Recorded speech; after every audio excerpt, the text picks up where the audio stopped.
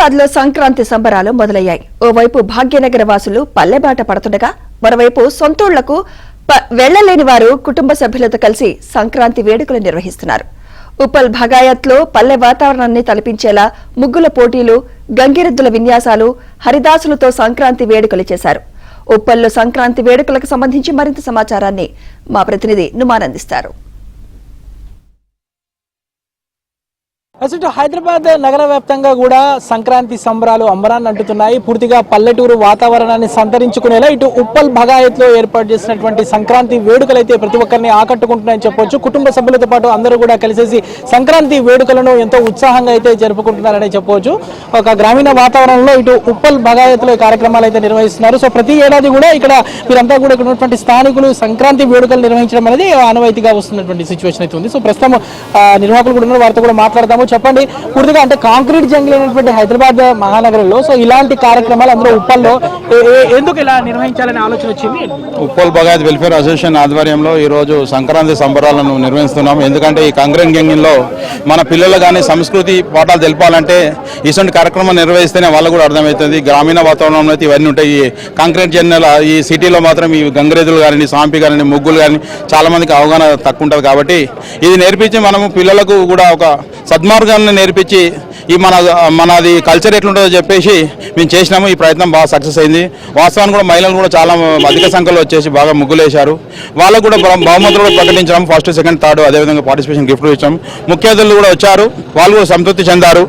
అదేవిధంగా హరిదాసులు, అదే పతంగులు, తర్వాత కల్చరల్ ప్రోగ్రామ్స్ అన్ని నిర్వహించడం, అందరూ కూడా హ్యాపీగా ఫీల్ అయ్యారు. పిల్లలు కూడా సంతోషించారు. ఈ ప్రత్యేకంగా ఈ భగాయత్ వాసులకు కూడా మేము ప్రత్యేక ధన్యవాదాలు చేస్తున్నాం. ఎందుకంటే చురుగ్గా పాల్గొన్నారు. పండుగ వాతావరణం కూడా వదిలిపెట్టి ఇక్కడికి వచ్చిరంటే చాలా తమాషా కాదు. వాస్తవానికి చాలా మంది ఊర్లోకి వెళ్ళిపోయారు. ఉన్నవాళ్ళు అందరూ కూడా పార్టిసిపేట్ చేశారు. మనం బ్రహ్మాండంగా సక్సెస్ చేసిరని ఈ ముఖంగా తెలియజేస్తున్నాం.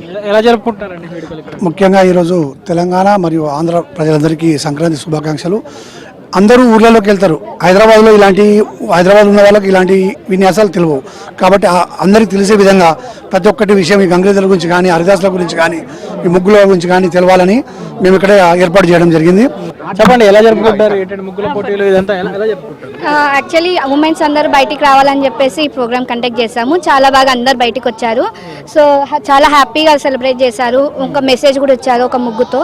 సో మరిన్ని ఇంకొన్ని ముంగట జరుపుకోవాలని చెప్పేసి కోరుకుంటున్నాను. హైదరాబాద్ అంటేనే అందరూ సొంతూరులోకి వెళ్ళిపోతారు, ఖాళీ అయిపోతుంది. బట్ మీరంతా కూడా ఇక్కడ కలిసి తెలంగాణ అండి, పక్కా తెలంగాణ, ఇక్కడే ఉన్నాము. ఈ ముగ్గుల పోటీ మా భగాయత్లో ఇప్పుడు ఫస్ట్ టైం నిర్వహించాము. చాలా బాగా 100% కాకపోయినా 50% వరకు మహిళలందరూ కలిసి వచ్చారు.